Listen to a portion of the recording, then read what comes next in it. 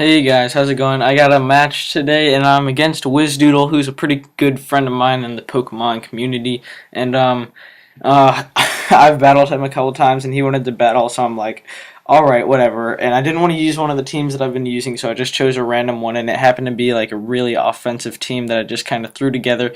And in the end, it actually turns out to be a really close match, and the biggest threat on his team ends up being Sock or Butterfree, as you will see in the video. But anyways, I'm leading off with my Monferno, as I always do, because it's my lead Monferno set. And what better set to run on an offensive team than Monferno? I don't even know. I'm just going to stay in, not really caring about the yawn. But he goes for the Sludge Bomb and gets the poison, so that's crazy.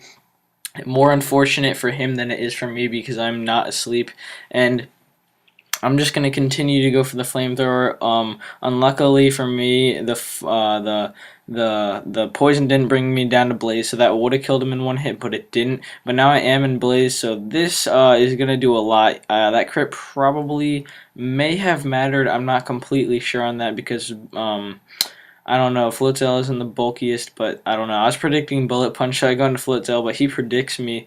Goes for the rocks. That's a great play on his part because now my Monferno is dead and the Articuno can't switch in very much, and he's gonna make a great play, fodder his thing to scout kinda, and he's gonna go into his sock now. Shows me that he's scarfed. I'm just gonna fodder Monferno.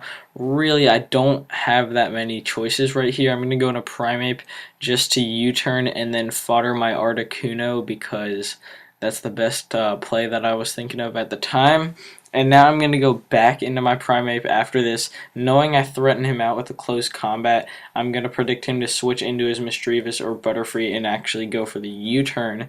And even if he did want to stay in, I could have foddered something else, I guess. But really, Stalk is a huge threat, and yeah, I do go for the U-turn on the Misdreavus, and I'm going to be able to bring in my Zangoose and get Toxic, so this Night Slash will do a ton to anything, and if he did want to bring in like his Sock or his Matang to take that, I wouldn't have really cared that much. And he goes for the Nasty, or not the Nasty Fly, the Thunderbolt.